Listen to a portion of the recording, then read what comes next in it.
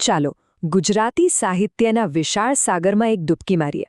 આવનારી થોડી મિનિટોમાં આપણે એના કેટલાક અદ્ભુત મોતીઓ શોધીશું.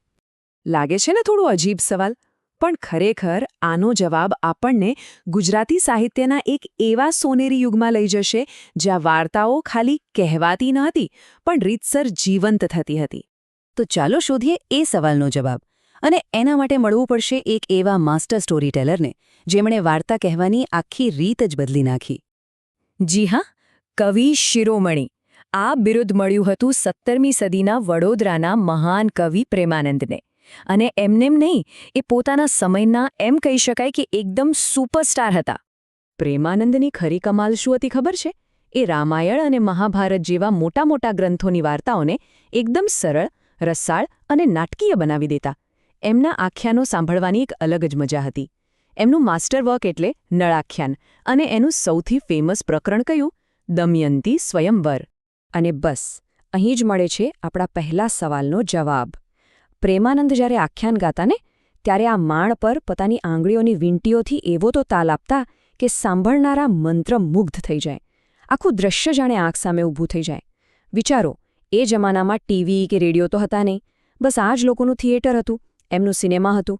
એટલે જ એક સાદો તાંબાનો લોટો આખા મહાકાવ્યનું બેકગ્રાઉન્ડ મ્યુઝિક બની જતો. કમાલ છે ને? પ્રેમાનંદ તો હતા જ એક શિખર, પણ મધ્યકાલીન યુગનું આકાશ બીજા પણ ઘણા તેજસ્વી સિતારાઓથી ઝળહળી રહ્યું હતું. તો ચાલો આ લિટરરી હોલ ઓફ ફેમ પર એક નજર કરીએ. જો એ યુગ કેટલો વૈવિધ્યસભર હતો. દરેક કવિનો પોતાનો એક આગવું સ્વરૂપ, એક આગવી સ્ટાઇલ હતી.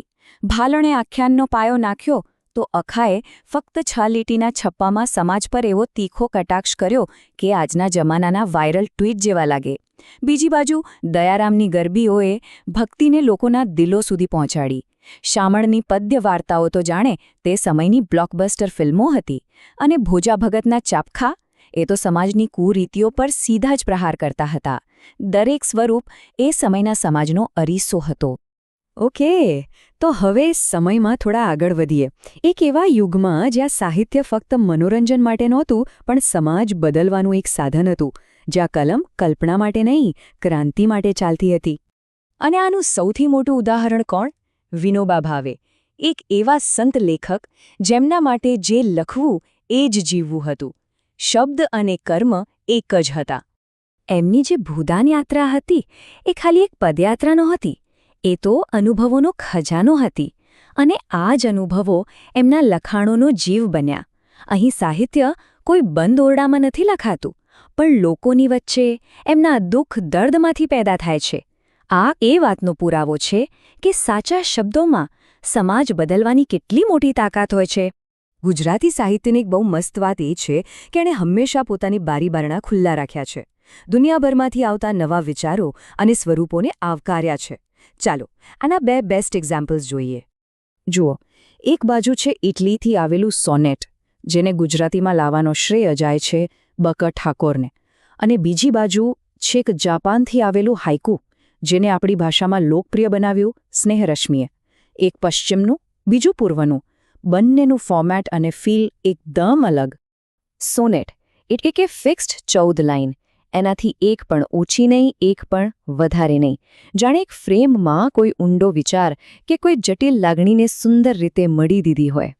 અને એની બિલકુલ સામે હાઇકુ, માત્ર ને માત્ર 17 અક્ષર, બસ એક ઝબકારો. જાણે કેમેરાની એક ક્લિકમાં કુદરતનો કોઈક નાનકડો પણ અદ્ભુત પળ કેદ થઈ ગયો હોય. કેટલું નાનું પણ કેટલું બધું કહી જાય છે. તો આ નાનકડી સફર પરથી શું સમજાયું? એ જ કે ગુજરાતી સાહિત્ય કોઈ બંધિયાર તળાવ નથી, પણ એક જીવંત, સતત વહેતી નદી જેવું છે. આ સફર શરૂ થઈ પ્રેમાનંદના એ લાંબા મહાકાવ્યોથી, જે આખી રાત ચાલે અને લોકોને પોતાની જગ્યાએથી હલવા પણ ન દે. અને ત્યાંથી આપણે પહોંચ્યા અખાના તીખા છપ્પા સુધી. ગણતરીના શબ્દોમાં જ આખા સમાજને અરીસો બતાવી દે. અને છેક દુનિયાના બીજા ખૂણેથી આવેલા હાઇકુને પણ આપણે પ્રેમથી અપનાવી લીધું. આ જ તો બતાવે છે કે સાહિત્ય અને અભિવ્યક્તિને કોઈ સીમાઓ નથી નડતી. તો કલાકો લાંબા આખ્યાનથી લઈને ફક્ત 17 અક્ષર સુધીની આ જર્ની ખરેખર વિચારવા જેવી છે.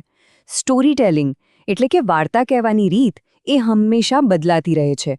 તો સવાલ એ થાય કે હવે એનું નેક્સ્ટ ફોર્મ શું હશે?